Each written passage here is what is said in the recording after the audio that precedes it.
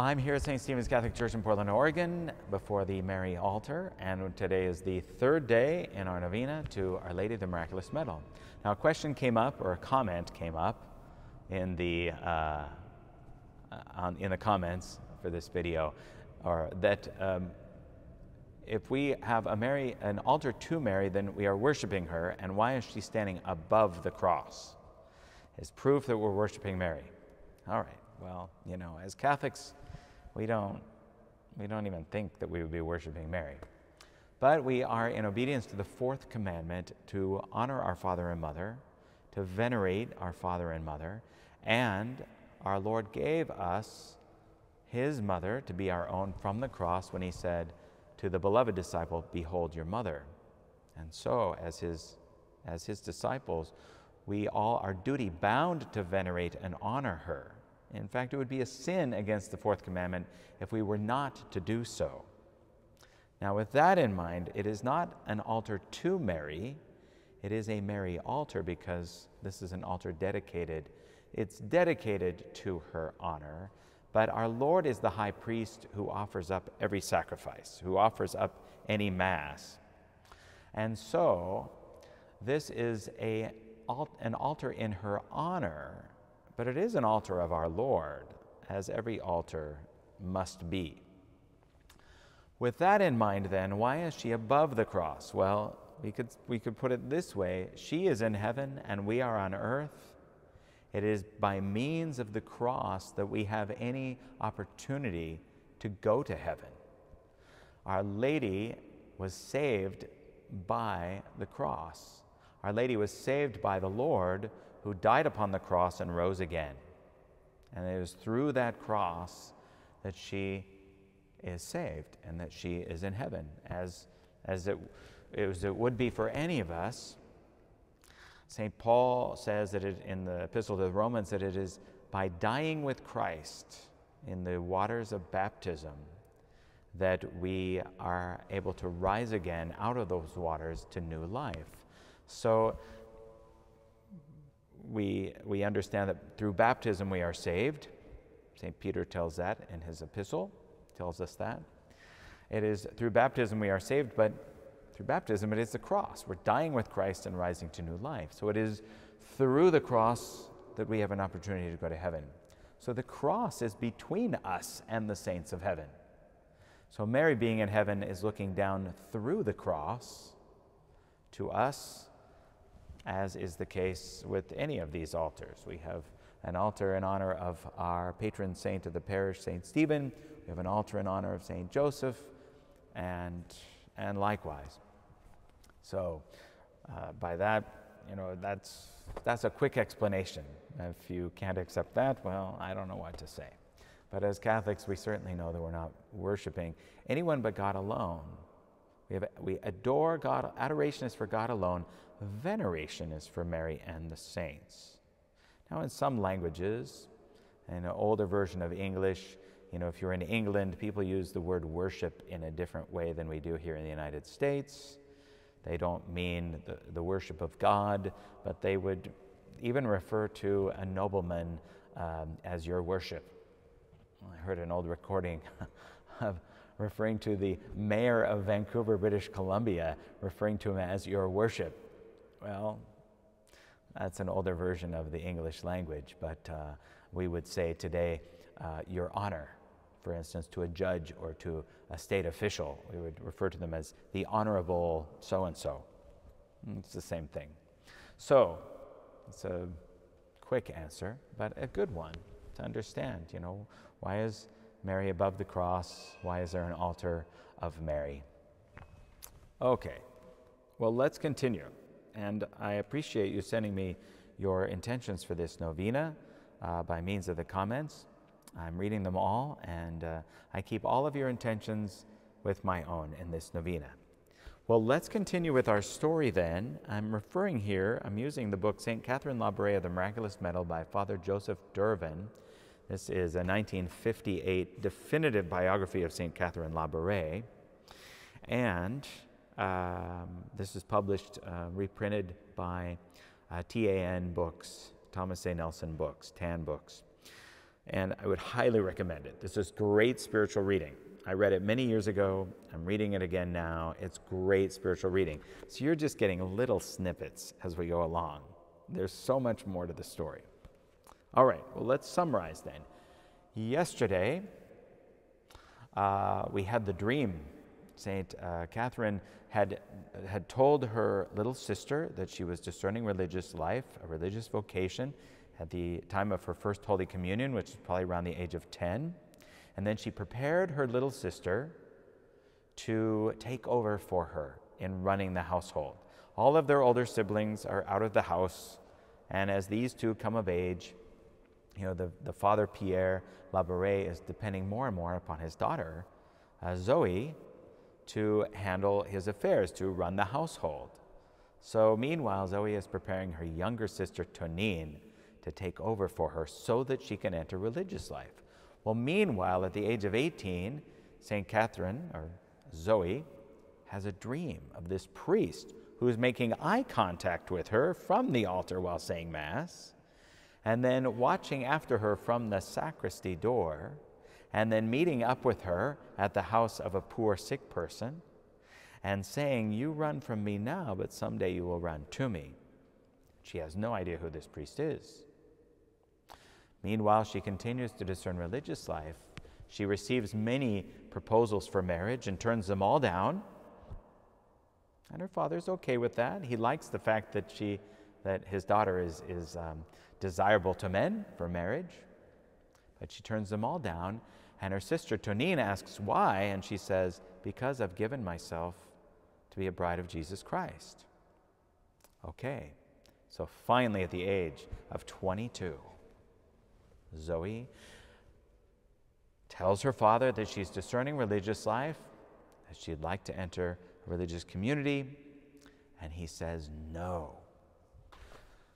Zoe's father has said no, so now what? What is she supposed to do now? There's tension between them in the household.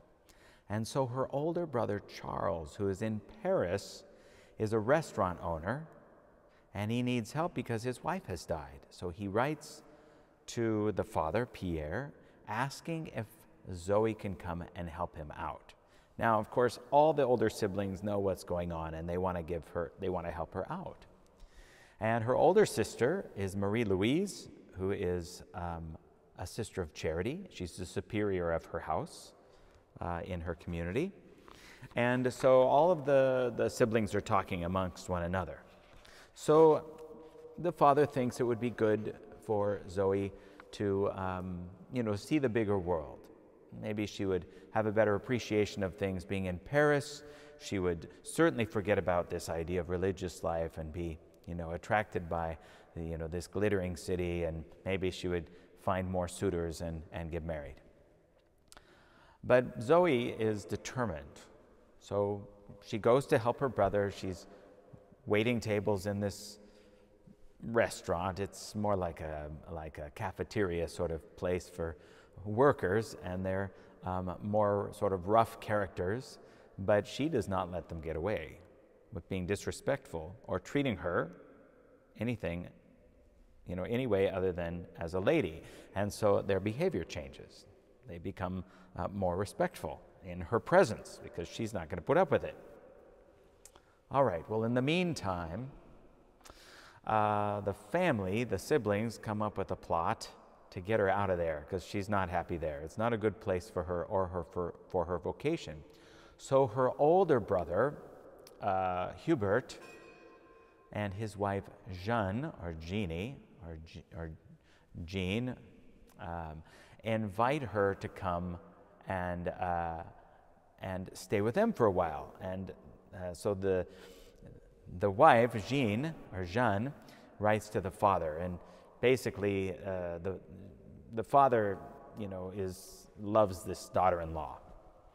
The book says that she has him wrapped around her finger because she is a cousin to his deceased wife, and she's just like Pierre's deceased wife, Zoe's mother.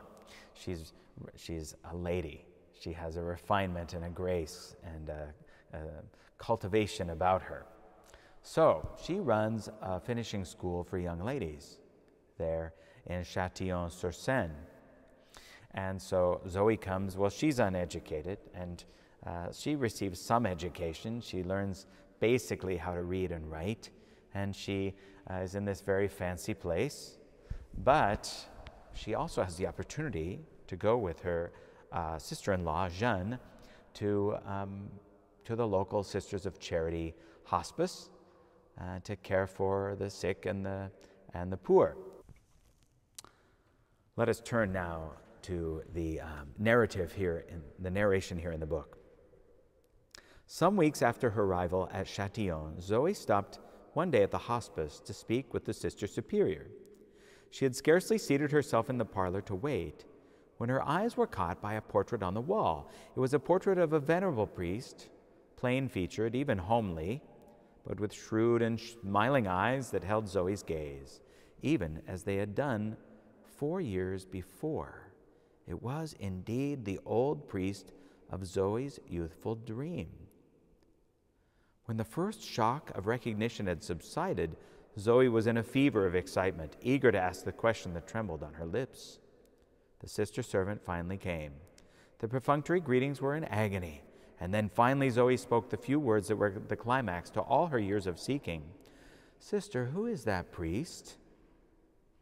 "Why, my child, that is our holy founder, St. Vincent de Paul."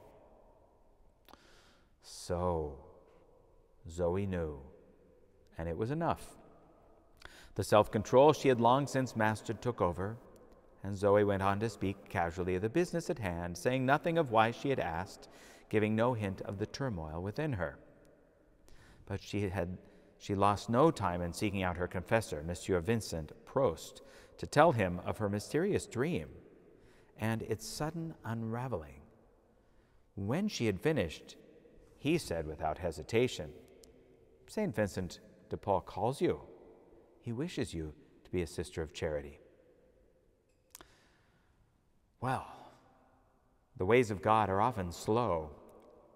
It takes the patient temperament of the saint to wait him out. Zoe's patience had been sorely strained. It was almost 4 years since the night of her dream, but its culmination was well worth waiting for. There is no greater blessing on earth than to know what God expects of you. Well then, there were 2 obstacles in her path. First, she had to get the consent of her father. And secondly, she had to get the consent of the religious community to allow her to enter. Well, her sister-in-law had it all under control. Her sister-in-law convinced the father to say yes, because he was already accustomed to Zoe being away, and Tonine was doing a fine job in running his household. And so, at the insistence of Jeanne, the father said yes, but he said he would not pay her dowry. Well, Jeanne said that she and Hubert would pay the dowry, which they did. The dowry then was the equivalent of $125. Yeah, so the dowry was 672 francs, roughly equivalent to $125 in modern money in 1958. So if we calculate what the dollar was worth in 1958, so $125, so we consider that the dollar was an ounce of silver. The ounce of silver was the equivalent of $1 in 1958. So an ounce of silver, a $1 silver piece today, costs $30 approximately. So that means this is equivalent of about $3,200 as the dowry to enter. $125 in 1958. It just shows you how bad our economy is today. Well, this was a notable burden of expense, especially since it was payable in gold. And this generous couple cannot be sufficiently praised for their kindness to their sister. But there was also all sorts of things that she had to bring in her trousseau, various fabrics and pieces of clothing and such. All right, well, her 2 obstacles were overcome. Her father said yes, and the community accepted her. Now she is entered as a postulant, and that is a good place for us to stop today. But in our next episode, events are really going to fast forward, and you're not going to want to miss that. Well, let us now turn to our novena prayer, and you can click on a link in the description below the video to print out the novena prayer, and you can click on another link in the description below the video to pray along with us on a separate video. That prayer is the same every day of the novena. Well, this is an exciting story, and I really hope that you'll consider getting this book and making this your spiritual reading for the Advent season. Be a very good spiritual reading. Well, with that in mind, I hope you'll join me tomorrow, and don't miss a day of prayer with us.